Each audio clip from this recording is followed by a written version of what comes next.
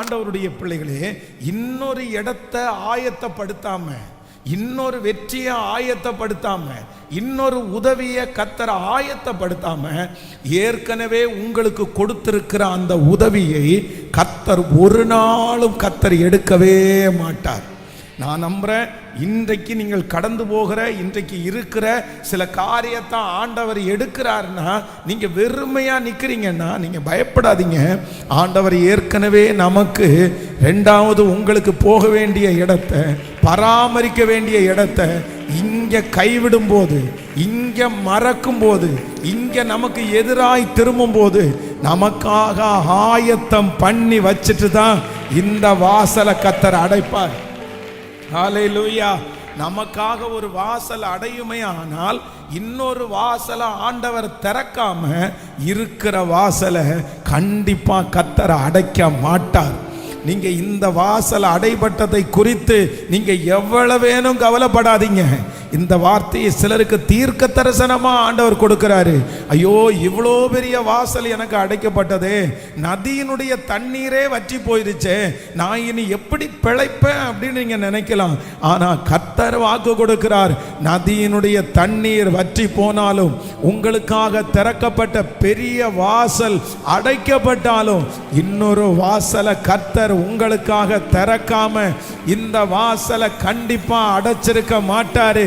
சீக்கிரமாய், வெகு துரிதமாய் இந்த சத்தத்தை கேட்கிற ஆண்டவருடைய பிள்ளைகள், கர்த்தர் உங்களுக்காக திறந்திருக்கிற அந்த இன்னொரு வாசலை நீங்கள் பார்ப்பீர்கள். அந்த வாசலிலே கர்த்தர் உங்களுடைய கண்கள் காண அற்புதங்களை கர்த்தர் செய்வார். ஹல்லேலூயா. ஒரு வழி அடையும் போது எனக்காக 7 வழிகளை கர்த்தர் திறக்கிற கர்த்தர். எப்பவுமே ஆண்டவர் ஒன்ன ஆயத்தப்படுத்தாம ஒரு காரியத்தை கர்த்தர் செய்யவே மாட்டார், செய்யவே மாட்டார்.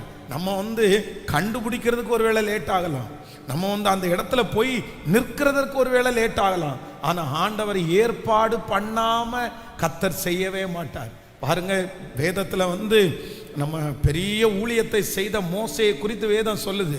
எகிப்தில் இப்ப இருக்க முடியாது, எகிப்தில் அவனை கொன்றுவாங்கன்ற ஒரு சூழ்நிலை உண்டாயிருச்சு. அந்த வாசல் இப்ப அடைக்கப்பட்டுச்சு. இப்ப அங்க இருந்து அவர் கிளம்பி எங்க போறோன்னு தெரியாம கால் எப்படி நடக்குதோ அந்த மாதிரி நடந்து போயிட்டு இருக்காரு. ஆனா அவர் போகும்போது அங்க கர்த்தர் ஒரு மனுஷனை கர்த்தர் நியமிச்சு, ஒரு வீட்டை ஆண்டவர் நியமிச்சு 40 ஆண்டுகள் அந்த வீட்டில் பத்திரமா இருக்கிறதற்கு ஆண்டவர் ஒரு வாய்ப்பை கர்த்தர் கட்டளையிட்டார்.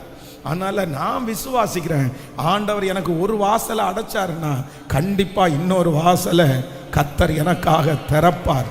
உங்களுக்கு ஒரு வாசல் அடைக்குமானால் உங்களுக்காக 7 வாசல்களை கர்த்தர் திறப்பார். ஹல்லேலூயா. உங்களுக்கும் எனக்கும் நிறைய வாசல்கள் உண்டு, கர்த்தர் நமக்கு திறந்து வைத்திருக்கிறார். சீக்கிரமாக அந்த வாசலிலே நாம் போய் நம்முடைய கால்களை வைக்கிறதற்கு கர்த்தர் உதவி செய்கிறதற்கு கர்த்தர் வல்லவராயிருக்கிறார். ஆமென். எனக்கு ஒன்ன ஆயத்தம் பண்ணாம ஆண்டவர் செய்யவே மாட்டார். ஆனா ஆயத்தம் பண்ணினதுல ஆண்டவருடைய பிள்ளைகள் திருப்தியா இருக்கிறதுக்கு ஆண்டவர் எதிர்பார்ப்பார். யோனாவை கர்த்தர் அந்த கடல்ல போடும்போது ஆண்டவர் மீனை ஆயத்தம் பண்ணி இருந்தார்ல, அந்த தேவன் தான் நம்முடைய தேவன், நாம் ஆராதிக்கிற தேவன். நமக்கு வாசல்களை அடைக்கும் போது இன்னொரு வாசலை நமக்காக அவர் திறந்து வைத்திருக்கிறார். இந்த ஜெபத்திற்கு பிற்பாடு நீங்க 2வது ஒரு அதிசயத்தை பார்ப்பீங்க. என்ன அதிசயத்தை பார்ப்பீங்கன்னா, எனக்காக கர்த்தர் வாசலை அடைச்சது மட்டும் இல்லை, எனக்காக ஒரு புதிய வாசலை கர்த்தர் திறந்திருக்கிறதையும் நம்முடைய கண்கள் காண போகிறது. ஹல்லேலூயா.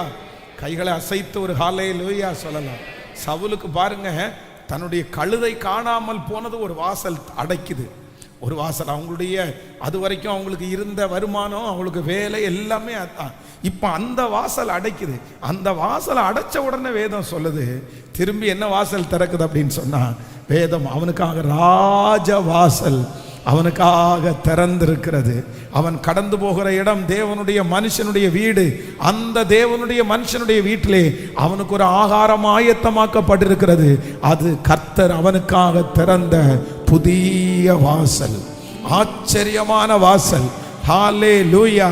ஆண்டவர் யாரோ ஒருத்தருக்கு தீர்க்க தரிசனமா சொல்றாரு, இந்த வாசல் அடைக்கப்பட்டதை குறித்து நீ பயப்படவே வேண்டாம், நீ கலங்கவே வேண்டாம். நான் உனக்காக ஒரு புது வாசலை உனக்காக திறந்து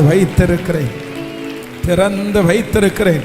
கைகளை எல்லாரும் உயர்த்தி அந்த வார்த்தையை நான் நம்புற ஆண்டவரேன்னு சொல்லுங்க. முழு பலத்தோட கூட எனக்காக ஒரு வாசலை திறக்காம இன்னொரு வாசலை நீங்க அடைக்க மாட்டீங்கப்பா. அந்த வாசலை என்னுடைய கண்கள் காணணும், அந்த வாசல்ல நான் போய் காலடி எடுத்து வைக்கணும்.